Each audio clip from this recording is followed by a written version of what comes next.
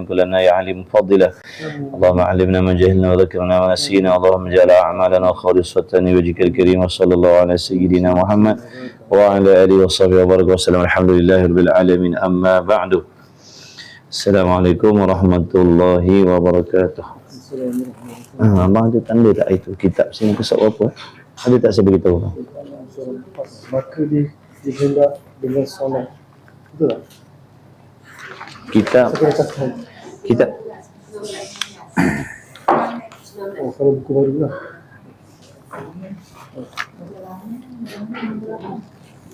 Kitab saya itu ada tanda tak?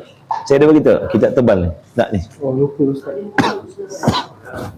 Waalaikumsalam warahmatullahi Ustaz ni kitab. Baik-baik kita tengok mana itu. Last kita baca. Maka dihendak dengan solat itu, iaitu sembahyang fardu yang Ini muka surah 4. Ini apa ni?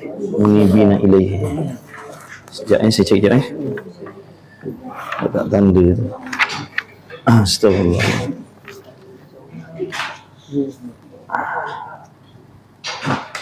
Munibina ilaihi.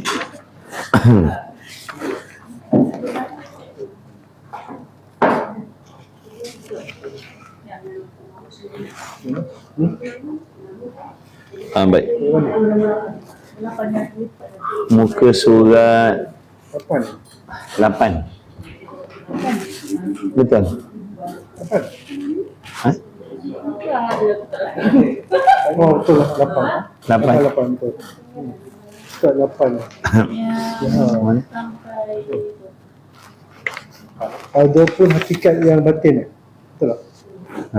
Situ.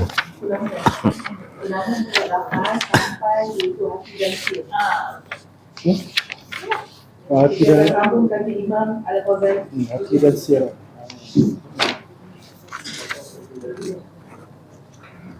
InsyaAllah. Kita catat. Rambut abang catat ke? Saya cari je. Mana dia? Kata Imam Ghazali rahimahullahu ta'ala. Kalau buku baru, kita baru 19. Kalau kita lama 8. Lama tak buka kan? Saya tengah cari mana tempat berhenti. Yang kata Imam Ghazali.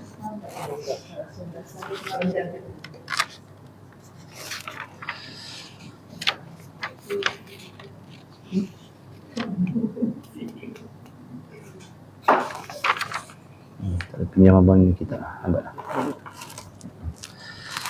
قال المؤلف رحمه الله تعالى ونفعنا وإياكم بعلومه وبعلوم مشايخنا في الدارين آمين يا رب العالمين. Kata Al-Imam Al-Ghazali rahimahullahu ta'ala,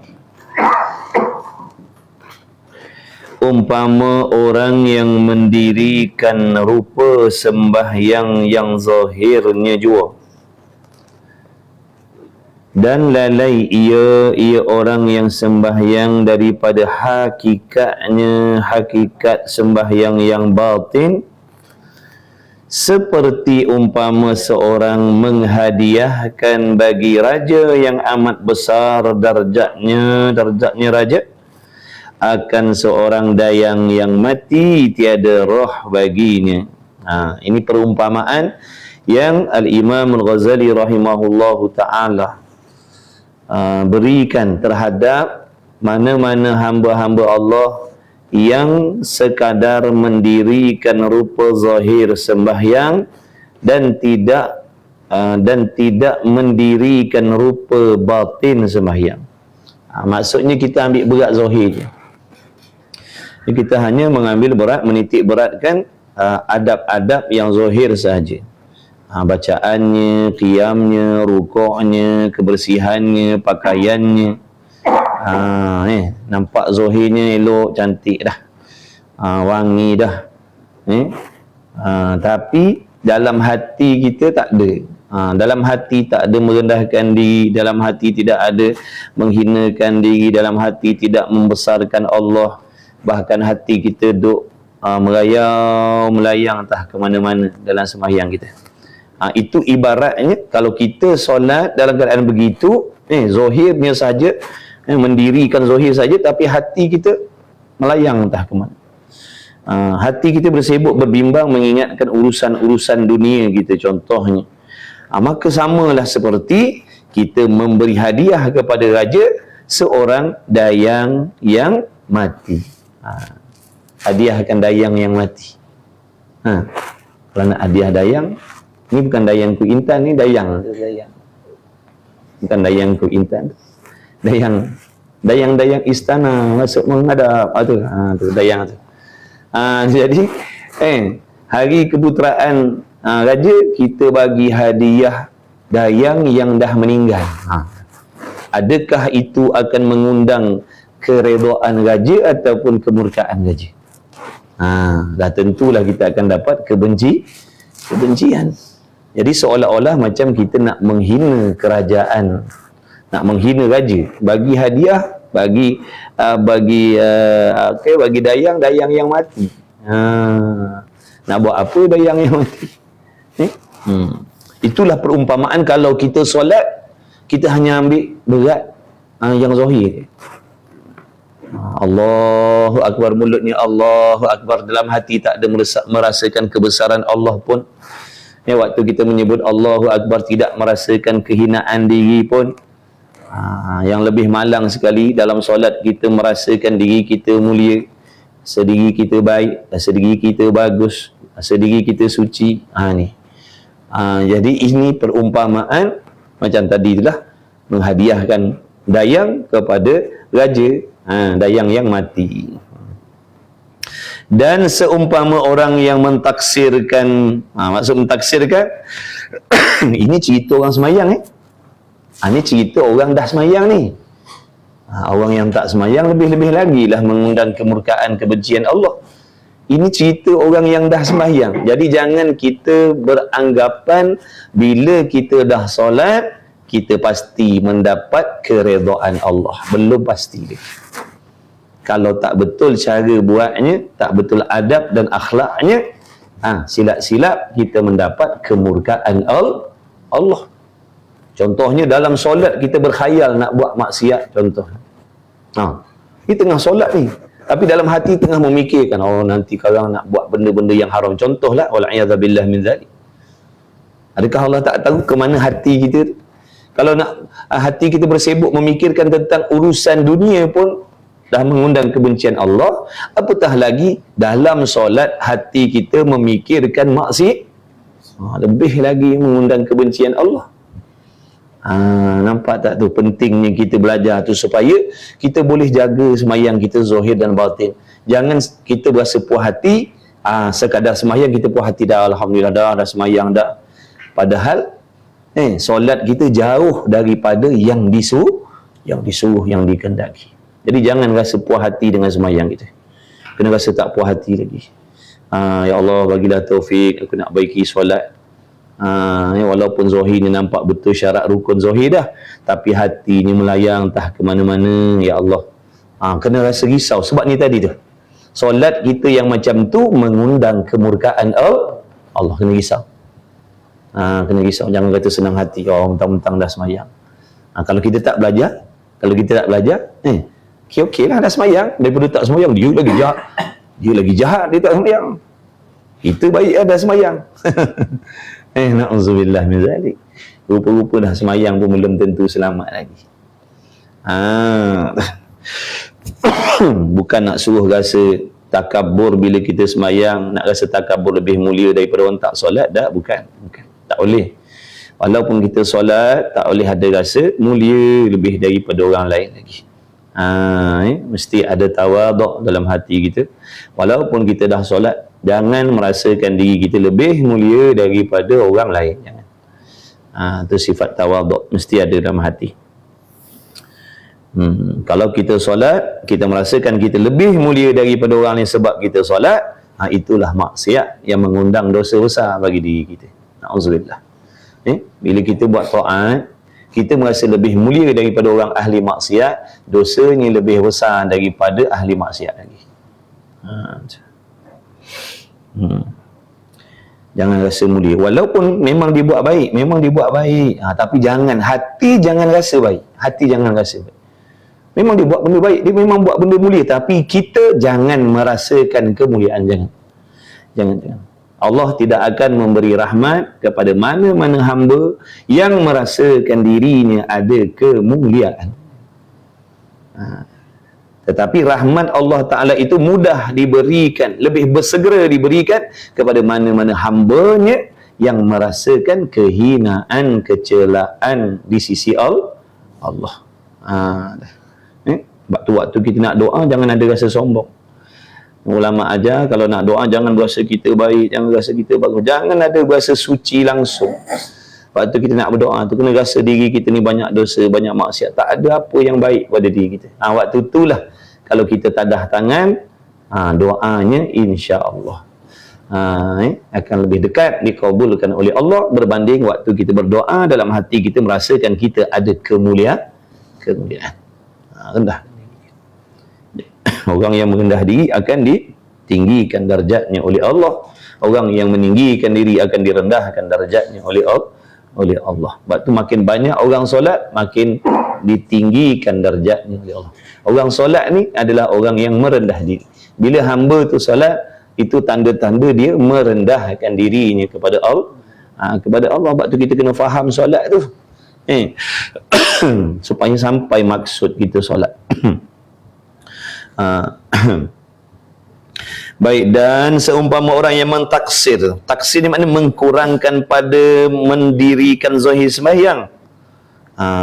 Makna zahir sembahyang kita bertaksir. Apa maksud taksir? Cuai. Buat acuh tak acuh macam tu.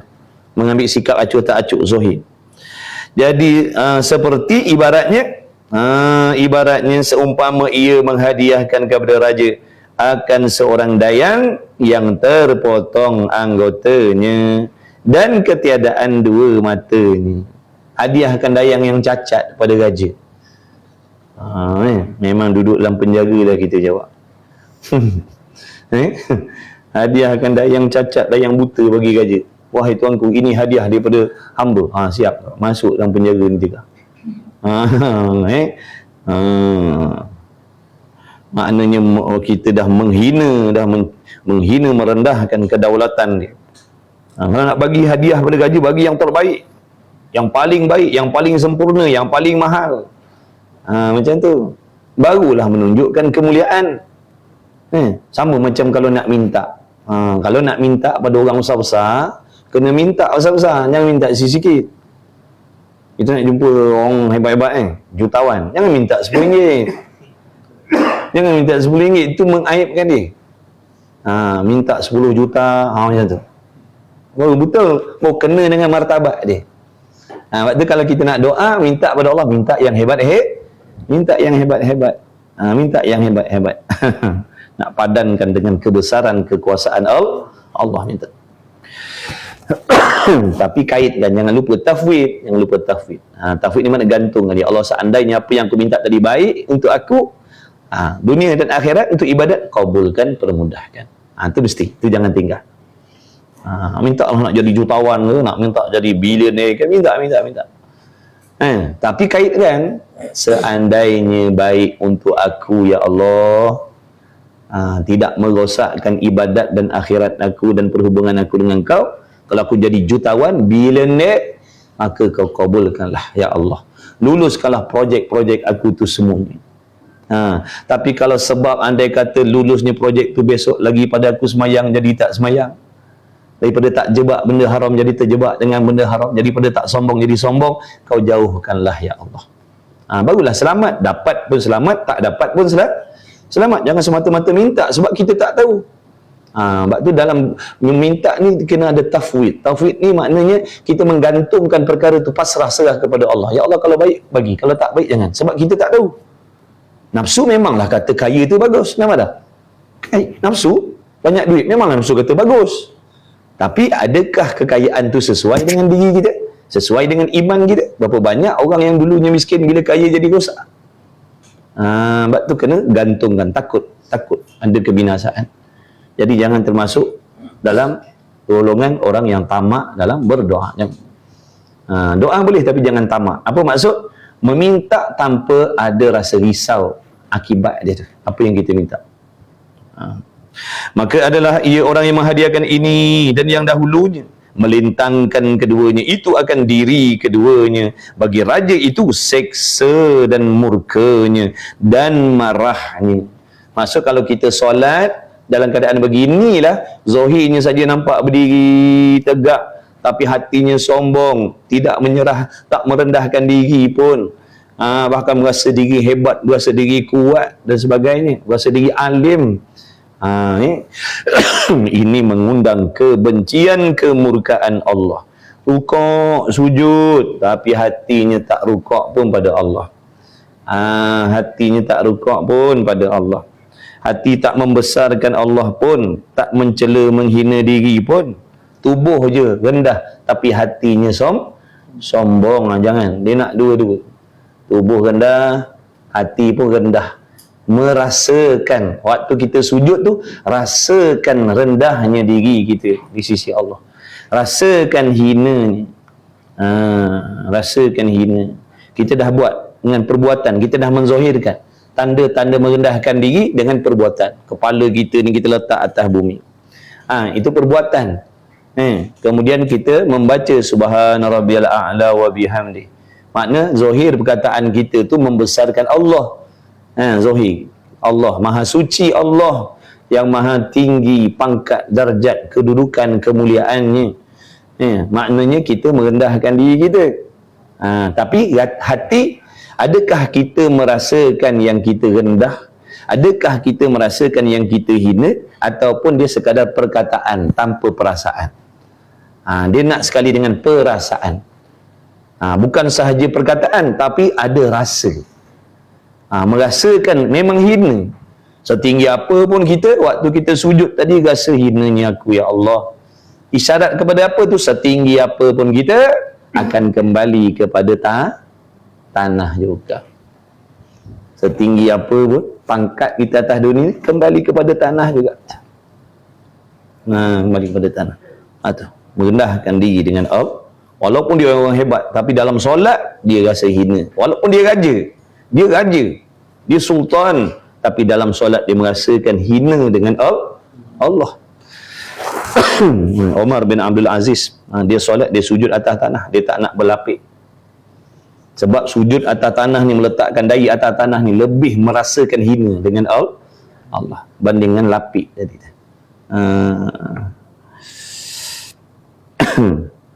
Bagi raja itu seksa dan murkanya dan marahnya kerana keduanya itu menghinakan. Ini kita dah belajar ni. Inilah solat di antara pengisian solat yang disuruh tu.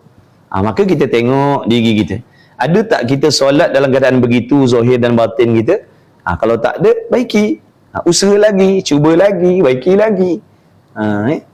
Jadi kita jangan rasa puas dengan sembahyang kita. Bila kita dengar macam ni, aku tak ada, aku ni kalau solat kan hati merayau mana-mana, tak ada rasa bersalah pun dengan Allah. Padahal banyak perintah Allah yang aku langgar, yang Allah suruh aku buat dengan tak sempurna, yang Allah larang aku buat. Tak ada pun rasa takut, gerun, malu dengan Allah dalam solat. Jadi biar ada rasa macam tu daripada rasa sombong. Ada rasa macam tu, Allah sangat redha dengan hamba yang sedar diri dia siapa, daripada orang yang buat amal soleh tapi lupa diri. Buat amal soleh tapi lupa diri, berbanding dengan ahli maksiat yang sedar dirinya di sisi Allah. Hamba yang macam tu lebih dikasihi oleh Allah walaupun dia ahli maksiat, berbanding dengan orang yang taat tapi merasa mulia. Dia taat tapi dia rasa mulia, rasa bangga, rasa sombong. Allah benci orang macam tu. Wala'iyadzubillah min dzalik. Bagi hormat, baik, dan marahnya kerana keduanya itu menghinakan bagi hormat, makna menjatuhkan kehormatan, merendahkan kehormatan Allah Ta'ala. Kalau semayang kita cara macam tu, itu cara tanda-tanda kita merendahkan kerajaan Allah dan meringankan oleh keduanya dengan hak kerajaannya Allah. Maknanya kita tak ambil berat tentang keagungan, kebesaran Allah. Jadi kita ambil sikap acuh tak acuh je. Asalkan buat dah lah. Hadir hati ke tak hadir hati ke, hati melayang ke mana ke, hati berangan tak peduli asal aku dah semayang dah lah. Maknanya jangan macam tu. Jangan. Kena baiki. Kita kena usaha baiki. InsyaAllah kalau bersungguh Allah akan tolong. Nak baiki tadi dengan ilmu. Belajarlah.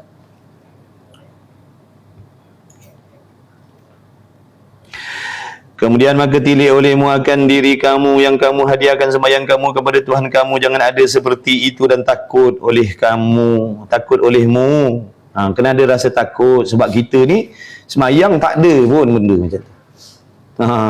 Kita ni sembahyang tak ada pun macam tu hati kita.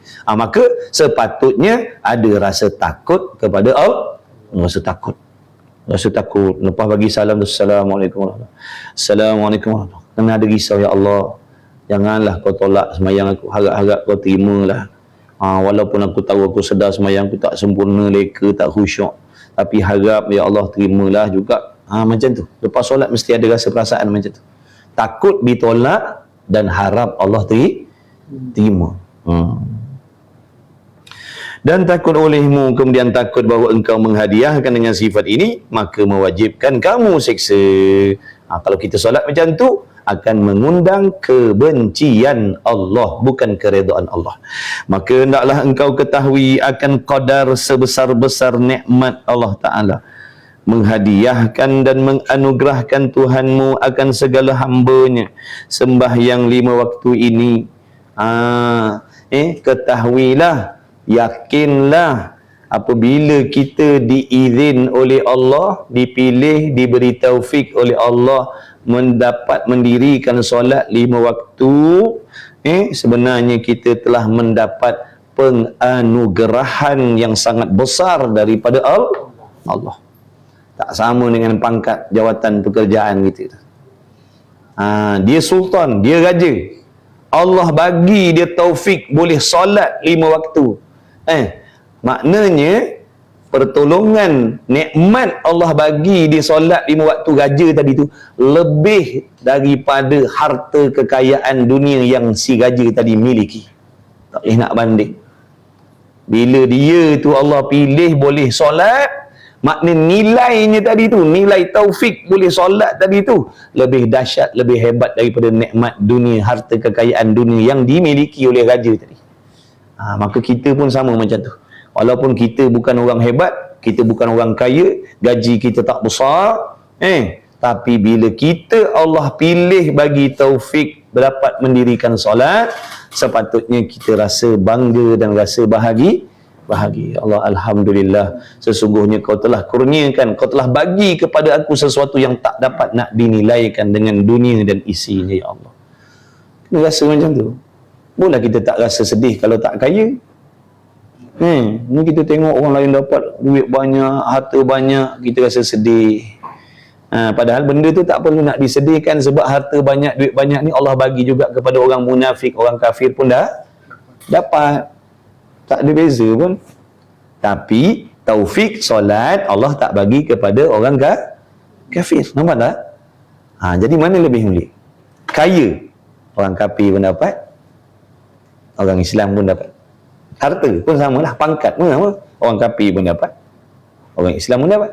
Tapi taufik ibadat, taufik beramal soleh, Allah tak bagi kecuali kepada orang yang Allah kasih saja. Sebab tu bila dapat buat macam tu, kita kena rasa, ya Allah, syukur, ya Allah.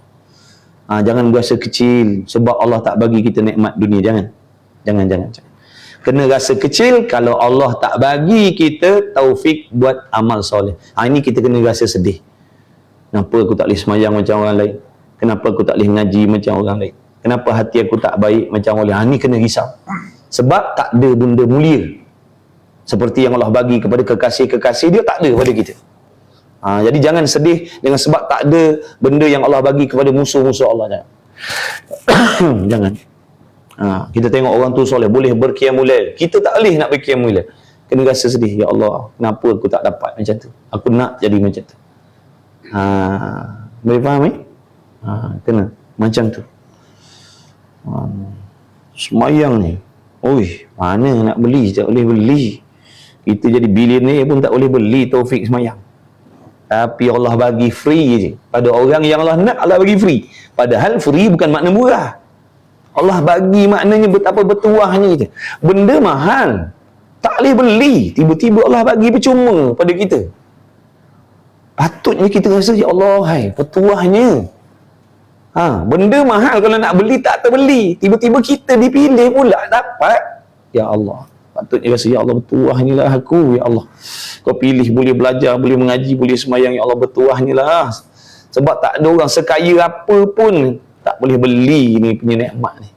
Kalau harta orang lain ramai boleh dapat, tapi nikmat taufik beramal dengan ilmu ni tak semua orang dapat. Ya Allah, syukur, ya Allah.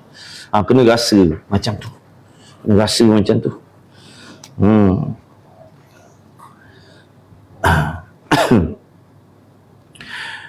Seperti barang yang disebut pada hadis Nabi sallallahu alaihi wasallam,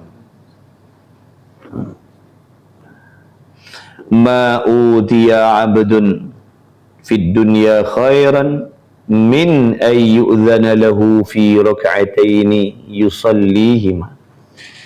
Tiada diberi akan seorang hamba di dalam dunia yang terlebih kebajikan, yang terlebih banyak pahala daripada diizinkan baginya pada mengerjakan 2 rakaat yang disembahyangkan akan keduanya. Ni Nabi kata ni. Nabi tak bohong. Nabi tak dusta. Apa yang Nabi khabar tu itulah wahyu daripada Allah. Maksudnya Allah nak bagi tahu, Allah nak bagi tahu kepada kita umatnya Nabi Muhammad sallallahu alaihi wasallam ni, apabila seseorang hamba tu Allah gerakkan hatinya solat, Allah bagi taufik pertolongan dia boleh mendirikan solat, sebenarnya dia dah mendapat sesuatu yang terlebih banyak kebajikan daripada isi kandung dunia lagi. Bila dia dapat dia solat, sebenarnya dia merupakan seorang hamba yang telah mendapat kebajikan yang terlebih besar. Tak boleh nak tolak banding dah. Ini cuba kita tengok, bukan 2 rakaat je. Boleh solat 4 rakaat, boleh solat 5 waktu lagi. Makna betapa besarnya anugerah pemberian Allah kepada kita. Kena syukur sangat-sangat, ya Allah. Terima kasih, ya Allah, kau bagi aku taufik solat. Syukur, ya Allah. Kena rasa seronok. Ulama kata kena rasa seronok. Bila kita dapat taufik, Allah tolong kita buat taat dan tinggal maksiat, kena ada rasa suka dalam hati. Suka sebab Allah bagi kita benda yang mahal. Free bukan makna murah. Sebab ada benda yang dapat free tapi murah. Ni dapat free bukan sebab murah dah. Semata-mata anugerah Allah nak bagi hamba yang terpilih. Hamba terpilih. Benda tak boleh nak nilai, tapi Allah pilih. Bagi yang tu, bagi yang tu. Yang tu Allah tak nak bagi. Yang ni Allah bagi. Ikut dia. Ikut dia lah, dia Tuhan. Ikut dia lah, dia Tuhan empunya pemilik sekalian alam. Siapa yang dia nak bagi, siapa dia nak tak nak bagi, ikut dia lah. Dia pemerintah, dia pentadbir. Itu di antara makna ketuhanan kita kena faham. Tuhan ni, bila sebut Tuhan, dia bebas buat apa saja, sebab apa saja itu semua milik dia. Jangan kita pandai-pandai kata tak patut, yang tu Allah bagi, yang ni Allah tak bagi. Tak patut, yang ni Allah bagi, yang tu Allah tak bagi. Tak boleh, salah tu. Tu kalau kita cakap begitu, tanda-tanda kita tak faham Tuhan tu apa. Saya pelukis. Pen saya punya, berus saya punya, warna saya punya, kertas saya punya, ikut saya nak warnakan apa? Milik saya. Maknanya orang lain tak boleh nak menyalahkan, kenapa buat warna hitam je sini, buatlah warna kuning. Tak boleh. Saya punya, ikut saya. Kita siapa punya? Allah. Alam ni siapa punya? Allah. Dah, ikut Allah. Itulah Tuhan. Bebas pun tak habis. Ikut dia. Tak boleh kata tak adil. Adil apa maksud? Kena pada tempat. Dia nak bagi kaya kena pada tempat, nak bagi miskin pun kena pada tempat, sebab semua dia pun semua dia punya. Kita tak faham maksud adil tu. Kita salah faham. Kita faham adil sama berat. Sebab tu banyak yang berjahat sangka dengan Allah. Bila sini senang, belah sana susah, kita kata, oh Allah ni berat sebelah. Orang sini kaya raya, orang sana tu duduk dalam kemiskinan, mati dalam kebuduran. Allah ni tak adil. Sebab dia faham adil sama berat. Adil bukan sama berat. Meletakkan sesuatu kena pada tempat. Jadi kita ni semua hamba. Kena tak Allah nak buat macam mana? Allah nak bagi si A kenyang, si B lapar. Kena tak pada tempat? Kenalah. Yang si A pun Allah punya, yang si B pun Allah punya. Kena. A pun Allah punya, Allah nak bagi dia kenyang. B pun Allah punya, Allah nak bagi dia lapar. Ikut dia lah. Kenalah pada tempat tu. Faham tak? Maksud adil, kita salah faham. Adil mesti sama berat. Bukan maksud tu. Adil, anak perempuan belikan tudung, anak lelaki belikan songkok kopiah. Adil lah tu. Meletakkan sesuatu kena pada tempat. Bukan dua-dua belikan tudung.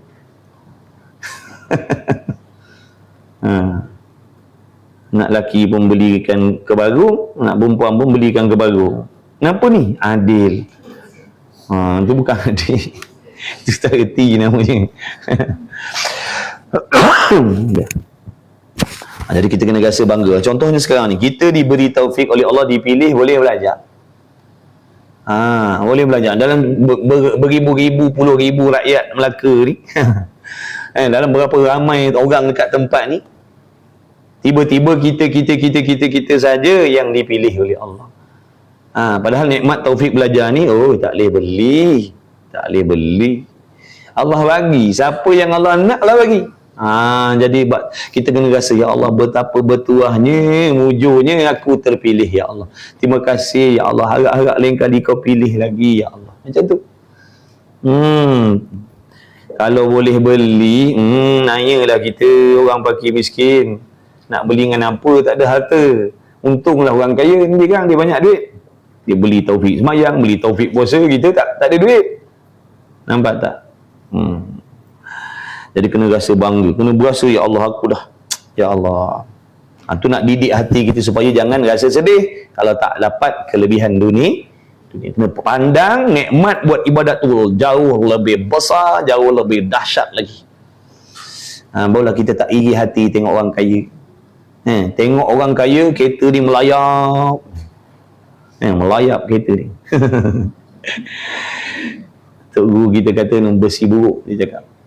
Tengok dia punya besi buruk tu, besi buruk, lama-lama jadi buruk kan. Dia kata besi buruk.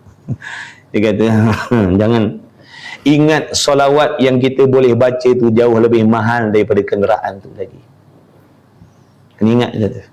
Solawat yang kita baca tu, boleh salawat sekali tu, nilainya lebih hebat, lebih besar di sisi Allah berbanding dengan kenderaan mewah yang kita tengok depan mata kita. Tu cara nak ubat hati kita. Kalau tak kan kita rasa malang, tak dapat benda macam tu. Kena rasa, aku rasa bangga sebab nilai solawat yang aku baca ni lebih baik, lebih besar daripada tu lagi. Nampak tak? Nikmat salawat sekali itu boleh menjadikan kita mendapat rahmat Allah, keampunan Allah, tapi dengan memiliki benda ni belum tentu dan belum pasti dapat rahmat dan redha daripada Allah lagi. Itu cara nak didik hati. Cara nak didik hati. Sebab hati kita ni masalah banyak. Tak dapat benda dunia rasa malang. Tak dapat rasa benda akhirat rasa biasa je. Tak dapat mewah harta, malang. Tak dapat mewah taufik, rasa biasa je. Dia kita ni ada dua. Ada kala Allah bagi hamba tu mewah harta kekayaan. Ada kala Allah bagi hamba tu mewah taufik beribadat. Dia harta tak banyak, tapi taufik, Masya Allah. Apa dia amal, dia boleh buat. Taufik ni mana pertolongan Allah. Allah berikan dia kekayaan taufik. Allah kayakan dia dengan pertolongan. Makna dia apa sahaja amal dia boleh buat. Dia boleh tinggalkan maksiat dengan mudah. Dia boleh buat ibadat.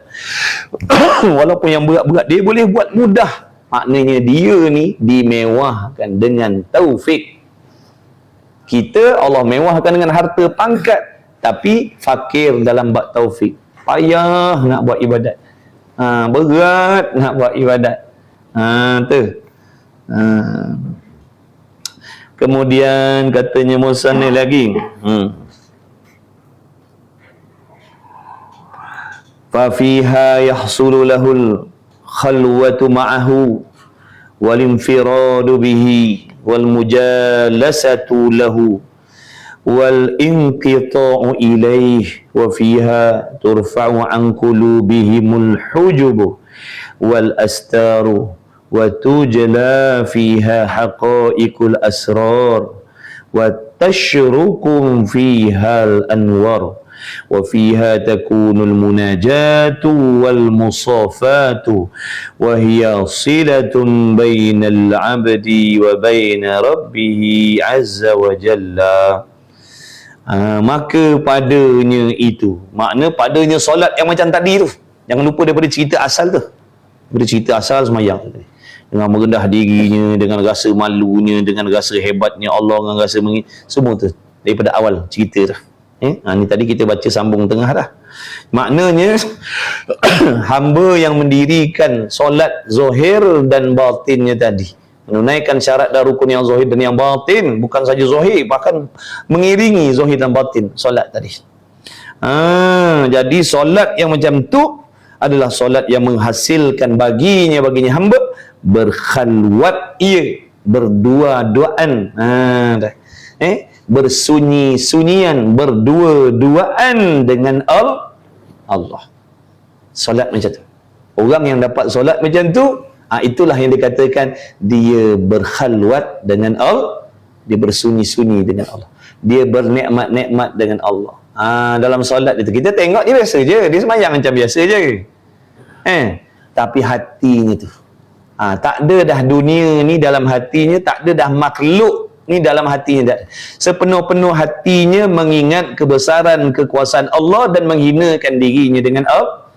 Ni yang kata tadi, dia sedang berkhalwat dengan Allah. Makna berdua-duaan dengan Allah. Tak kira dia solat fardu, semayang seorang ataupun berjamaah, setiap kali dia solat, itulah setiap kali dia solat dia berkhalwat dengan Allah. Tak ada dah benda lain masuk campur dah, hanya dia saja yang berhubung dengan Allah. Tak ada benda lain duk kacau, duk ganggu dia dengan Allah tadi, duk bermunajat. Faham tak tu? Ini cerita orang hebat-hebat ni, cerita orang lebih-lebih no, yang Allah tu kekasih dia gitu. Dalam itulah dia melepaskan rindu dendamnya, memuji-muji Tuhan dan sebagainya. Subhanallah, kita dengar je lah ni. Jauh nak dapat macam tu. Tapi paling tidak kita sedar yang semayang kita jauh lagi daripada sempurna. Supaya ada usaha nak baiki. Jangan kita rasa dah sempurna. Bila kita rasa solat kita dah sempurna, kita takkan ada usaha nak baiki dah. Kita akan rasa okey je lah. Buat apa nak belajar-belajar lagi, okey dah lah. Aku kan tak semayang dah. Dia akan jadi macam tu. Puas hati dah. Padahal jauh lagi. Tapi kalau ada rasa tak puas hati, dia akan nak usaha.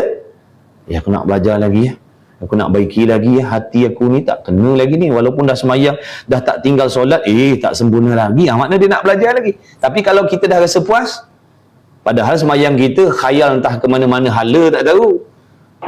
Padahal orang rasa puas dah, aku dah semayang dah. Beres dah tu. Jangan tak semayang langsung. Orang sedap je kita cakap.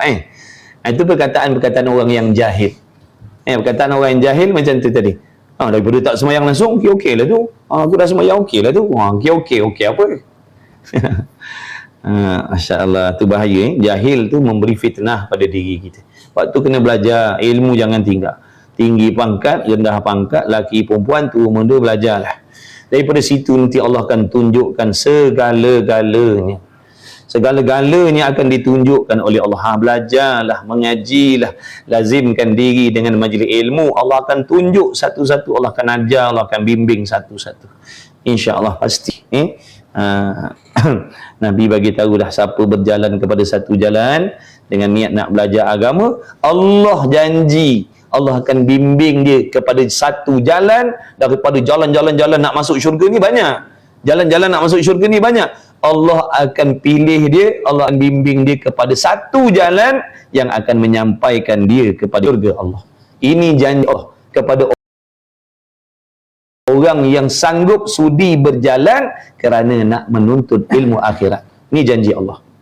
Barang siapa yang berjalan kepada satu jalan dengan niat nak belajar agama, Allah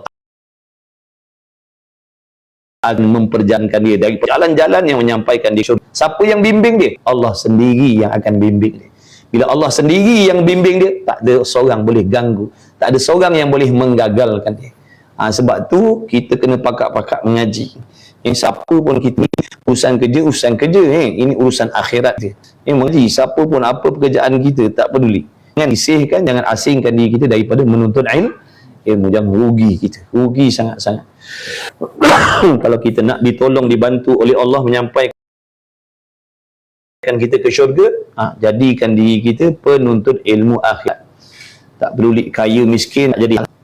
Yang penting belajar kerana Allah, niatnya betul. Allah besar kelebihan ngaji ni.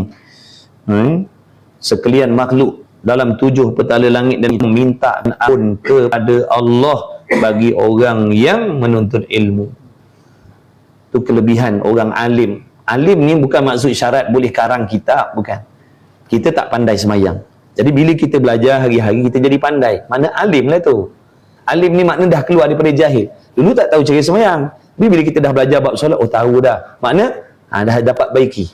Mana alim lah tu. Alim ni makna pandai dah. Tahu dah. Bukan syarat alim ni boleh karang kitab. Itu pun alim juga. Itu al-allamah nama dia. Yang bersangatan alim. Kita ni alim. Makna alim dah keluar daripada jahil. Daripada tak pandai solat, jadi pandai. Daripada tak tahu, jadi tahu. Daripada tak faham. Jadi kelebihan orang alim, lagi pula bukan sekadar alim, dia beramal pula. Ni kelebihan. Nabi kata, 7 petala langit dan bumi, 7 lapis langit bumi ni, mana-mana makhluk yang ada dalam 7 lapis langit bumi ni, mintakan doa kepada Allah, ya Allah ampunkan Fulan bin Fulan ni. Nampak tak tu? Kelebihan. Sampai macam tu sekali Allah bagi kepada orang alim. Tak peduli lelaki perempuan. Dia kaya, dia alim. Dia miskin, dia alim. Dia sihat, dia alim. Dia sakit pun dia alim. Dia tetap dapat kelebihan tu. Tak peduli. Dia raja, tapi dia alim, dapat kemuliaan tadi. Sekalian makhluk, Nabi kata, sekalian makhluk dalam 7 petala langit bumi ni, tolong mintakan ampun kepada Allah untuk dia. Berapa banyak makhluk? Semut, berapa ekor semut? Tak payah kira jenis semut, kira semut je lah.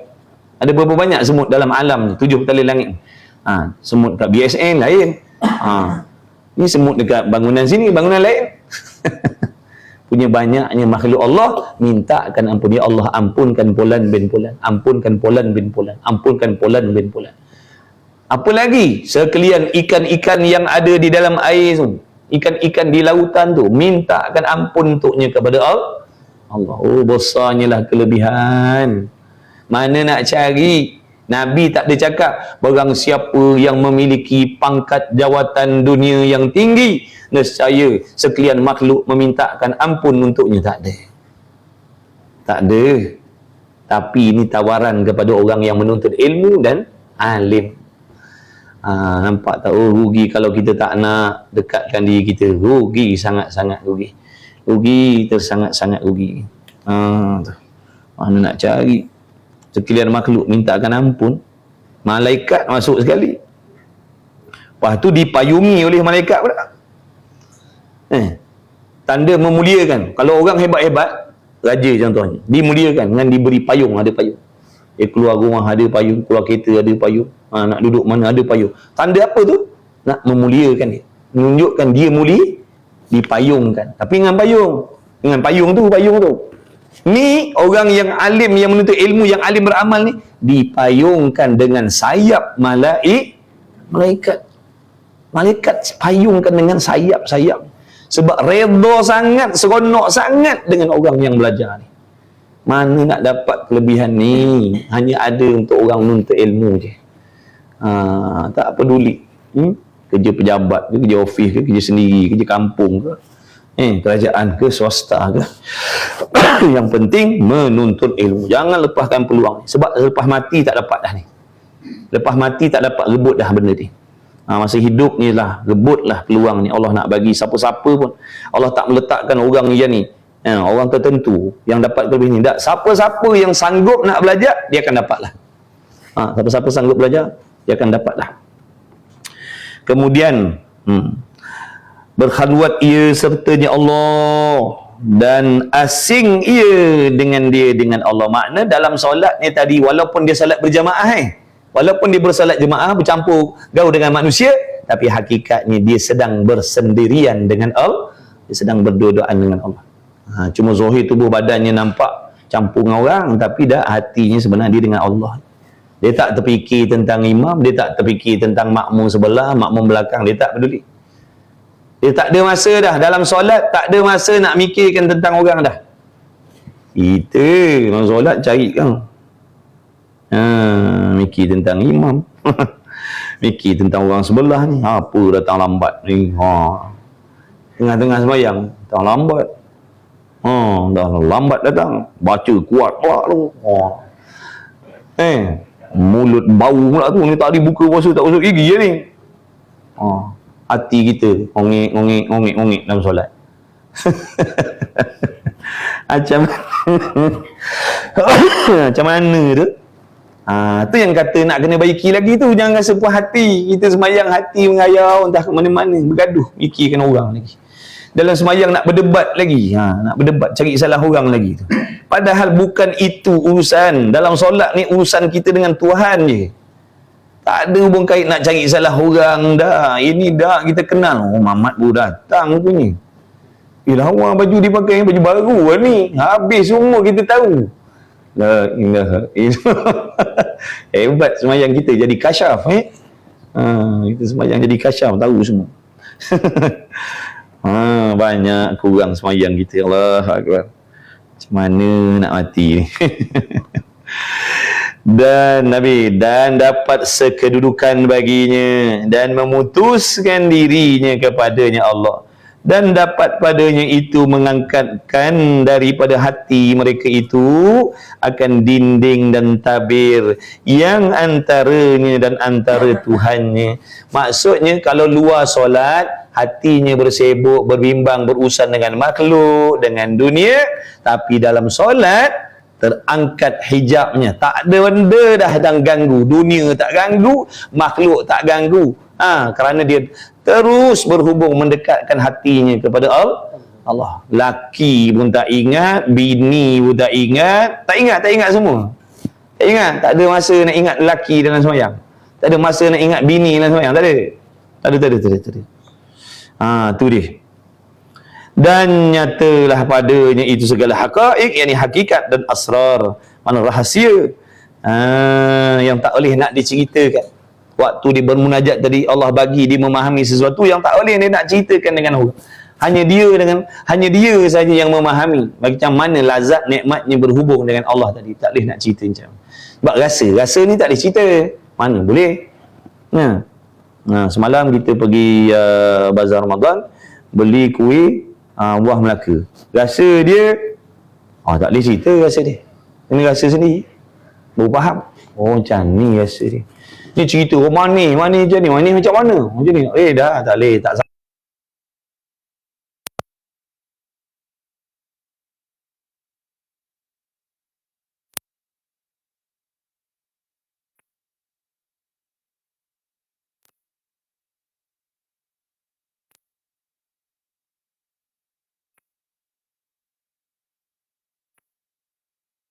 InsyaAllah tak mustahil boleh dapat rasa macam tu.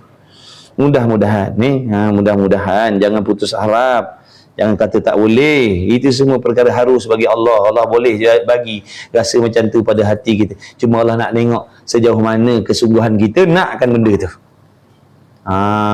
Dan teranglah padanya cemerlang segala cahaya makna petunjuk, dan adalah padanya munajat hamba dengan Tuhan, dan jernih hati, tenang hati.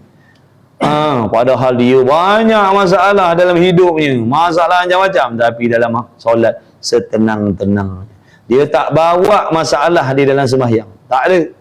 Masalah rumah tangga, masalah kewangan, masalah sakit, tak ada dalam sembahyang ni. Tak ada.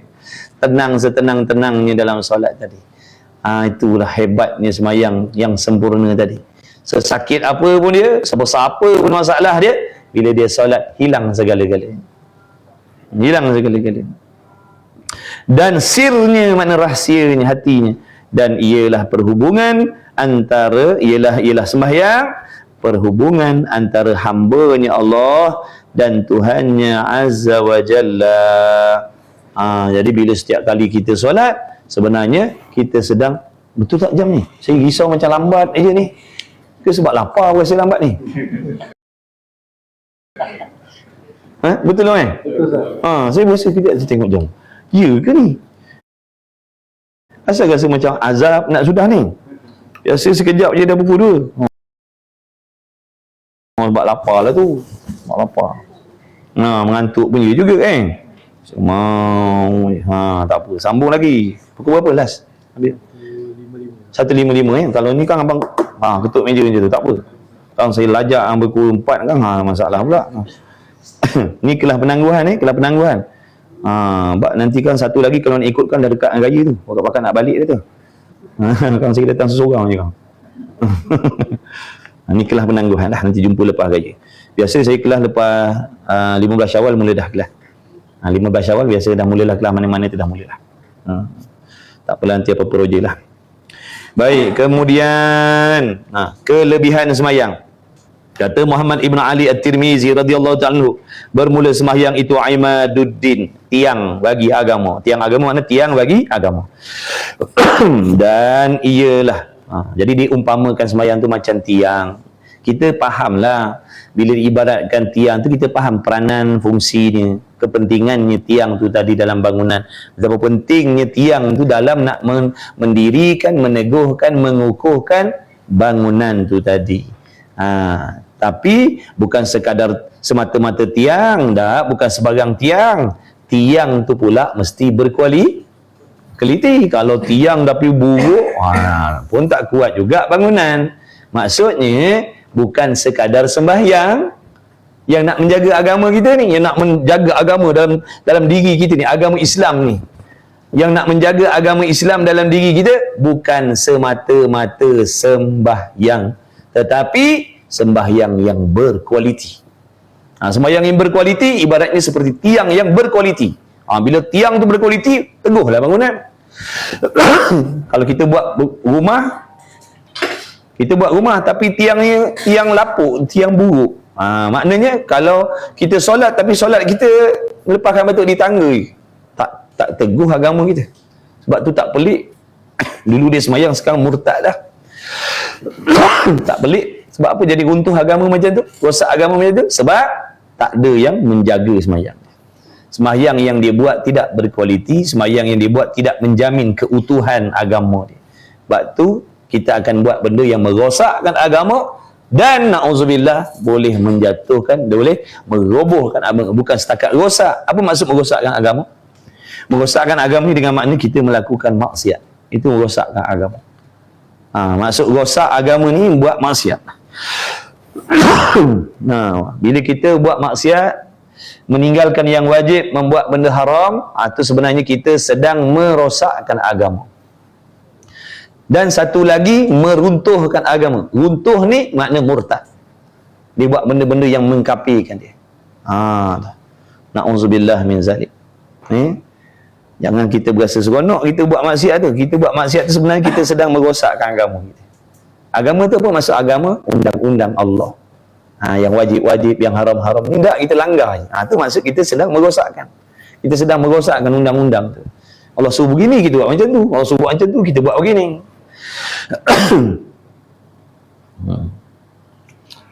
Tapi kalau sembahyangnya berkualiti, dia akan menjaga agama. Tu Allah Ta'ala janji kan. Orang yang solat, sesungguhnya solat tu mencegah diri seorang tu daripada perbuatan keji dan mungkar. Apa maksud keji mungkar? Dosa dan maksiat. Dia takkan buat benda tu. Maksiat zahir batin dia takkan buat. Kalau dia terbuat pun, dia akan cepat-cepat kembali bertaubat kepada Allah. Itu kelebihan sembahyang, kelebihan solat.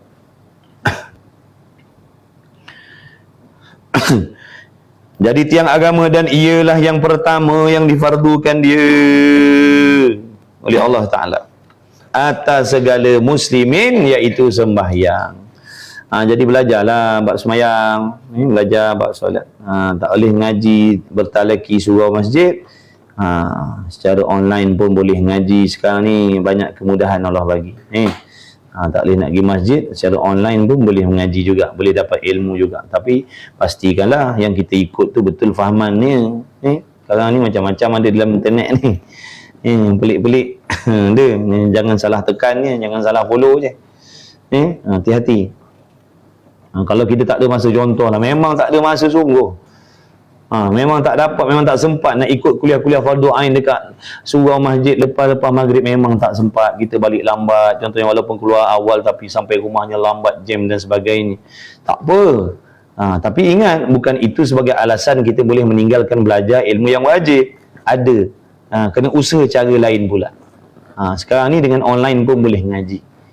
Boleh ngaji betul-betul istiqamah. Follow lah mana-mana guru yang betul tu, follow dia betul-betul. Ikut dia ngaji fiqah, tauhid, tasawuf, tajwid. Walaupun saya online, sah ilmu. Buat macam tu. Boleh. Walaupun tak dapat nak pergi surau masjid. Itu cara. Maknanya dengan ngaji online pun kita boleh baiki semayang kita, boleh baiki hati kita, boleh baiki akidah kita. Tapi syarat kena bersungguh lah. Online pun kena bersungguh. Kena ada kitab, kena ikut jadual. Macam tu. Macam ngaji di masjid. Cuma kita ni tak sempat nak pergi masjid dia sebab ada kekangan waktu kerja contohnya, ataupun memang tak boleh nak elak dah. Tapi cari waktu-waktu lain. Boleh ngaji secara online. Jangan tak belajar. Jangan kita jadikan alasan, saya ni tak apalah, mudah-mudahan Allah ampunkan saya sebab saya lepas maghrib memang tak sempat nak pergi belajar. Ada masa lain. Ada masa lain. Hujung minggu pergi mana? Pergi pantai pula dah. Pergi pantai pula dah. Kita ni memang nak cari alasan je, korang nak lari dah, tak boleh. Aduh kan, pantang ada lapang kan, mesti nak isi dengan benda lain. Kena buat macam tu. Tak apa, asalkan ada belajar tauhid, fiqh, tasawuf, tajwid, tak apa. Fiqh sekali seminggu, tauhid sekali seminggu, tasawuf seminggu sekali, tajwid seminggu sekali.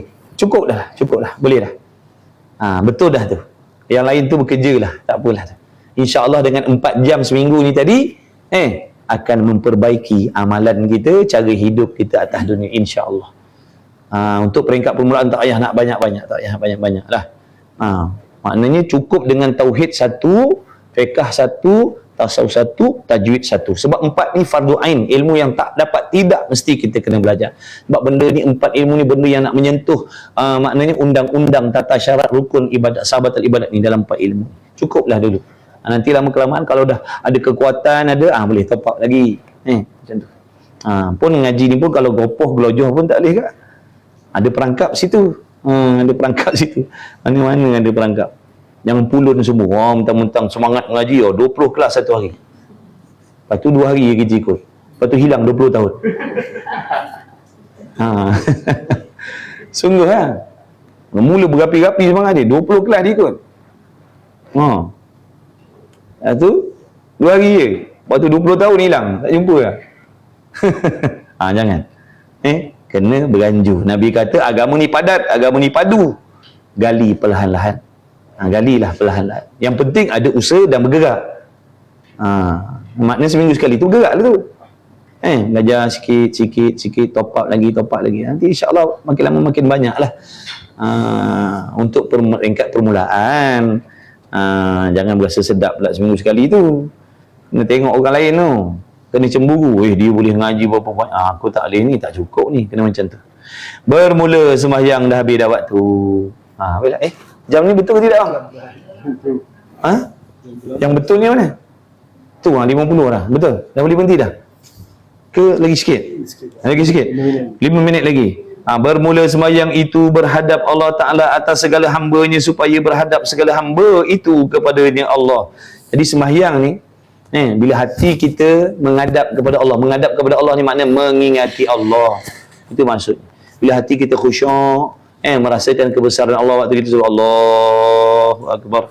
Dalam hati kita merasakan, wahai Allah yang maha besar, bukan besar tubuh, yang besar pangkat, darjat, kedudukannya, kemuliaannya, maha besar, maha agung, maha suci.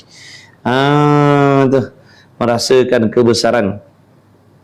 Supaya, jadi bila hamba tadi menghadap kepada Allah, Maka Allah Ta'ala pun menghadap kepadanya. Maknanya Allah menghadapkan rahmatnya kepada hamba yang hatinya menghadap kepada Allah Ta'ala tadi. Itu maksudnya. Supaya berhadap segala hamba itu kepadanya Allah dalam rupa kehambaan. Maknanya dalam solat ni kena menzahirkan yang kita tunjukkan pada Allah ni yang kita ni hamba. Jangan kita jadi macam belagak, sombong dalam solat ni tadi. Jangan ada takabur, jangan ada takabur dalam hati kita terhadap Allah dalam solat. Kena rasakan lemahnya kita, dhaifnya kita, hinanya kita, bergantungnya kita, berhajatnya kita kepada Allah. Ya Allah, mustahil aku boleh baca ni, ya Allah, kalau kau tak tolong mustahil aku boleh baca Fatihah ni, mustahil aku boleh ingatkan surah-surah ni, mustahil aku boleh berdiri dengan tumakninah ni, mustahil ya Allah. Aku berhajat, tolonglah, bagilah taufik supaya aku menyempurnakan sembahyang aku ni, ya Allah. Jangan rasa diri tu hebat, jangan rasa diri tu aku ni boleh sembahyang sebab aku ni ada ilmu lah ni, sebab aku ni sihat lah ni, jangan. Tu makna rasakan kehambaan, rasa hamba, rasa sangat berhajat kepada Allah dengan keadaan tadallulan, yakni merendahkan diri ni. Merendah diri, rasa hina, rasa tak ada kemuliaan. Ya Allah, aku tak ada kemuliaan. Kalau kau tak bagi aku taufik, mustahil aku boleh buat ibadat. Kalau kau tak bagi taufik, mustahil aku boleh tinggalkan maksiat. Kalau kau tak bagi taufik, mustahil aku boleh menunaikan sembahyang. Ya Allah, kena ada rasa macam tu. Jangan rasa sombong, aku ni boleh sembahyang sebab ni aku ni belajar agama banyak. Jangan. Mana kita nak dapat kefahaman kalau Allah tak bagi? Ingat baiki, merendahkan diri, yakni menyerahkan dirinya kepada Tuhan, yakni hina, dan takhaddu'an, yakni dengan khudu', dan takhasyu'an, yakni dengan khusyuk hati, dan taraghuban, dan berasa seronok, berasa gemar. Rasa seronok kita dipilih oleh Allah, rasa seronok Allah bagi bantuan pertolongan kita boleh semayang, dan suka, dan tamallukan, yakni dengan rindu dendamnya kepada Allah Ta'ala. Wallahu a'lam. Macam zaman abang-abang, kakak-kakak ni lah, waktu cinta dulu tu. Macam mana waktu telefon tu? Waktu dulu zaman public pun masuk duit sen. Sengih-sengih, tersengih-sengih, terpeluk-peluk tiang. Orang lain pandang dia buat tak peduli. Sebab apa tu? Dia sedang seronok bersembang dengan kekasih dia. Asyik dia tak peduli lah. Kau tengok lah dia sengih-sengih. Maksudnya dalam solat tu tadi, perhubungan hamba dengan Allah. Situlah dia nak melepaskan rindu dendamnya dengan Allah. Itu ibarat kiasan kita boleh buat.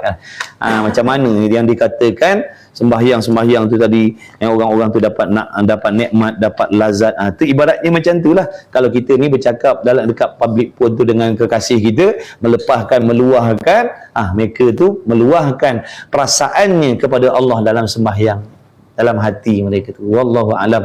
Mudah-mudahan cukuplah sekadar itu. Salah silap daripada saya, minta maaf banyak-banyak. Dan di kesempatan ini kita tangguhkanlah, dengan ini kita tangguhkanlah kelak kita ni sehingga Syawal besok. Apa-apa akan dimaklumkan semula. Mudah-mudahan kita semuanya diampuni, dirahmati, diredai oleh Allah Subhanahu Taala, dipanjangkan umur, diberi kesihatan, keafiatan yang baik. Kalau yang ada nanti yang nak balik kampung tu selamat, pergi balik semuanya insya-Allah. Mudah-mudahan Allah Taala memberi taufik kepada kita untuk beramal dengan ilmu. Mudah-mudahan Allah Taala mengampuni segala dosa-dosa kita, kedua ibu bapa kita, anak isteri kita, ahli keluarga kita, kawan-kawan teman-teman kita semuanya tak terkecuali. Mudah-mudahan Allah pilih semuanya untuk menuntut ilmu. Mudah-mudahan Allah jadikan kita hamba yang sabar dalam menuntut ilmu, sehati sentiasa bersangka baik dengan Allah. Walau seberat apapun masalah ujian, wajiblah kita bersangka baik dengan Allah Subhanahu Wa Taala. Insya-Allah, mudah-mudahan kita harap, mohon ya Allah pertemukan kita kembali di masa-masa yang akan datang untuk kita teruskan lagi majlis ilmu kita ni insya-Allah. Cukuplah sekadar itu. Saya minta maaf kalau ada salah silap daripada saya. Jumpa lagi lah insya-Allah. Bismillahirrahmanirrahim. Alhamdulillahirabbil alamin, wassalatu wassalamu ala rasulillah wa ala alihi rabbana fa'na bima 'allamtana rabbana 'allimna alladhi yanfa'una rabbana faqih ahlana wa qarabatilana fi dinina ma ali qutri wa thawrakar wa sallallahu ala sayyidina Muhammad wa ala alihi wa sahbihi wasallam. Alhamdulillahirabbil alamin. Qabbalallahu minkum minna wa minkum taqabbal ya karim.